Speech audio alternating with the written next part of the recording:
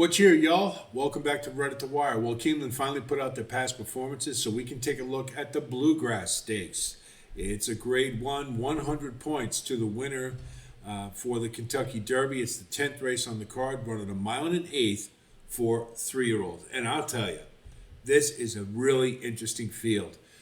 River Thames, who was second in the Fountain of Youth, Render Judgment, who was second in the Virginia Derby, Burnham Square, who won the Holy Bowl and finished what I thought wasn't a bad fourth in the Fountain of Youth. Owen Almighty, really surprised to see him, who won the Tampa Bay Derby. We thought he was just going to train up to the Derby, but they want one more go of it. East Avenue, who was all the rage coming into the 3-year-old season and kind of laid an egg in the Risen Star. We'll see if he can rebound. Chancer McPatrick, who had a pretty good 2-year-old campaign and debuted in the Tampa Bay Derby with a pretty good effort. We'll see if he can build on it. And for Brad Cox, Admiral Dennis, a horse who I'd have to say has been pretty much a disappointment amongst the many 3-year-olds for Brad Cox who have disappointed this year. So we'll take a look at him. And Owen Almighty, he's not a mile and an eighth horse. I think his trainers pretty much said so. I think 2 turns is not what this horse wants, but he's awful classy, and he ran a really nice Tampa Bay Derby.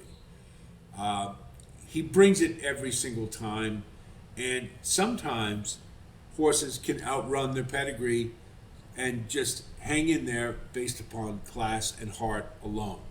And I think Owen Almighty is one of those type of horses. I can't see him winning this race because I think it's maybe a little too far, particularly the way he runs with a lot of company up on the front end. But I'm not going to throw him out. I got to include him as at least a candidate for under. East Avenue, to me, is the key to this race. Now, he had an excuse in the Breeders' Cup Juvenile. Really didn't have one in the Risen Star, except maybe he needed a race. But the thing that's always bothered me about that Risen Star is the way he backed up so quickly. You would have thought if he had real quality, even if he needed a race, that he could have stuck around and maybe get third or fourth, and instead he just quit. And that really bothered me about that race. Now, nobody was going to beat Magnitude that day. That's a fact. No question about it. But you still have to kind of wonder if maybe East Avenue hasn't moved forward from 2 years old. And it just left a really bad taste in my mouth, that race. I just, if he just showed a little bit of pluck or a little bit of grit and tried to battle on, I would be more confident about him in the Bluegrass. But I just can't be. And rather than even mess around with East Avenue, I'm throwing him out. Now, he could entirely prove me wrong, without a doubt. I want to be clear about that. But he also is going to have a little bit of company on the front end. You're going to have Owen Almighty, you're going to have River Thames, and I think you're going to have Burnham Square right off of them. And maybe even Render Judgment. He's not going to be able to get away with an easy lead. And hey, he could be the goods, and he's going to turn. He turns the entire complexion of the Derby upside down if he wires this field. But I just can't get past that Risen Star. It just left a really bad taste in my mouth, especially when you consider how well he was training going into the race.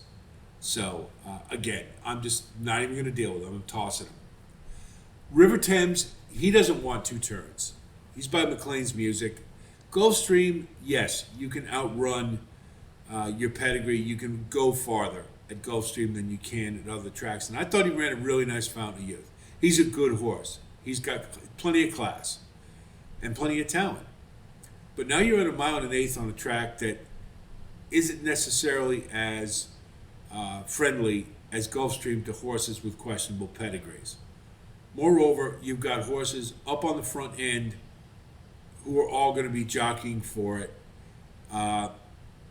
In the Fountain of Youth, he let Neo Equos go up, take the lead, but overtook him. It was really, wasn't much to do that. And now I think it's going to be a little more of a battle up front. And that to me would spell doom for River Thames because of his questionable pedigree for 2 turns. So I'm going to throw out River Thames. Burnham Square, I've always liked this horse. I am biased towards him. I freely admit it. The Holy Bull was a great race. The problem is Edgar Zayas tried to replicate it in the Fountain of Youth, and a disaster. It's not the same race. He had him way too far back. I did not think he ran badly, and I've said that all along. I really didn't. I thought he just had too much to do late with a better speed horse in River Thames up front and Neo Equos, and you had Sovereignty to deal with, and I just didn't think it was a good scenario. Did he regress a little bit off the Holy Bull? Probably. I think he did. I mean, and it's logical. He ran huge in that race. But he didn't regress to the point where I would say that he's a complete toss in this race. And I frankly think, mainly because Ewan Wilkes says this horse doesn't get tired, that if with the jockey change to Brian Hernandez, they can save ground on the rail, stay up amongst the leaders, and make their move late when these horses with questionable pedigrees are foundering, then he's got a chance to take this race down. And I think, looking at this field, there's enough ambiguity in it. I want a price, so I'm going to go with Burnham Square, and he's my pick to win. Admiral Dennis has, we had some thoughts that he was pretty good in the Mucho Macho Man, and he laid an egg and really hasn't done much since to get excited about, so he's an easy toss for me. Render Judgment, they put the blinkers on, really seemed to make a difference in the Virginia Derby. He ran his career-high Brisnet figure, appreciably higher than anything he'd run before. But here's the thing. Go back and watch that race. He just kept running. He wasn't going to get to American Promise. And Render Judgment is that kind of horse. He seems to be sort of the one-pace variety without that real closing kick that gets you excited. I thought we saw it at 2. Really hasn't built on his 2-year-old campaign. It was a bit of a breakout race, but let's remember also it was around 1 turn. And Render Judgment's pedigree has some question marks as far as 2 turns go and longer than maybe a mile and an eighth. I'm going to use him underneath mainly because he'll just keep running. And some of these others who have questionable pedigrees, when they're backing up, Render Judgment is the kind of horse that'll pass him and can get into the money. I don't think he's a threat to win. I didn't see him, just haven't seen enough of progression to think he's a logical win candidate. But I think he can run underneath, and you're going to get a decent price. Now, Chancellor McPatrick, I have been very upfront about I am not a fan of this horse. I don't like 1-turn closers moving to 2 turns. It doesn't really ever seem to work out terribly well. A great example of that would probably be Cody's Wish. He was phenomenal at a mile, and particularly at 1 turn. 2 turns at longer, not so much. Chancellor McPatrick, I thought ran okay in the Tampa Derby. He has a pedigree for 2 turns. So it's not the distance that bothers me. What bothers me is they tried to have him more forwardly placed last time, and he didn't seem to have that same oomph that he normally does when they keep him farther back around 1 turn. The blinkers, I don't really know how much they helped. I think they did to a degree. He was able to stalk fairly well, but, the thing that really sticks in my craw is if you're a special horse, I'd like to see a little bit more out of you. I mean, Owen Almighty just beat him really easily. And so he's really got to show me something here. Now, there's no doubt he's going to run better than he did in the Tampa Bay Derby because that's the way Chad Brown trains. I don't have any doubt about that. And given the composition of this field, I think Chancellor McPatrick is the second choice to win this race. And that should tell you, I'm not high on this horse, and I think he's the second choice. To me, this is a pretty funky race, but I think he will keep running. I think that the mile and an eighth isn't going to be a problem. It's just really a question of can he do it either more forwardly placed, or if they take him back again, can he close around 2 turns? And he didn't really do very well in the Breeders' Cup Juvenile. And go back, that race was full of 1-turn horses, really. You had Citizen Bull, and then everybody else was kind of a 1-turn horse. And so I still have that in the back of my mind.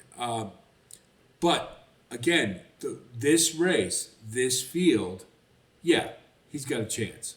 And I would consider him the second choice. And the key to me, once again, is East Avenue. And, if he comes back to his 2-year-old form, he's going to be awful tough to beat here. But I don't see it. So he may prove me wrong, but that's a chance I'm willing to take. So we take a look at our wagering strategy. We're going to go with Burnham Square to win because I do think we're going to get a price. I think he will rebound from the Fountain of Youth. And provided he can get a little more forwardly placed, I think he's got a really good chance to tactically have an edge over Chance of McPatrick or Render Judgment, who I don't really consider Render Judgment a win candidate. But anyway, Burnham Square and Chance of McPatrick, to me, are the 2 keys. So we'll go 3-6, we'll go 6-3, then we'll go 3-4, 3-2, and then we'll key box with Burnham Square on top with 2, 4, and 6 in the event we have an upset. Trifecta, we're going to keep it real simple, 3 on top with 2, 4, 6. And then we'll do one more because this is kind of a funky race, and I can see virtually any horse in this race finishing third. So we'll go 3 on top with 2, 4, 6 with all. So to me, this is, again, whatever East Avenue does is going to really factor in how this race turns out. But I'm going to go with Burnham Square for the price in the Bluegrass Stakes. So I hope our analysis helps you with your own wagering strategy. I wish you the best of luck as always. And certainly, if you do like content like this, please like and subscribe. And again, thanks to all of you who have recently come on board. We've grown this community considerably, and I really appreciate it. Good to have you all on board. And we're all talking to each other with the comments. Again, love that. Keep it up. That's good for all of us. So let's keep moving forward and let's keep talking to each other. We're going to have more content this week. We've got we're going to have the late Pick 5 sequence for Keeneland on Saturday, as well as the full card, best bets and value plays. And we will have the Oaks Prep from Keeneland, whose name I just can't seem to remember.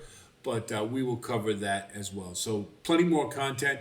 We've already got the Wood Memorial and Santa Anita Derby up, as well as the Gazelle and the Santa Anita Oaks for you to take a look at. So go on over and view those for more in-depth coverage. So we've got it all covered here. Stay tuned for more coverage. That's it from here. I'll talk to you soon. And until then, be well.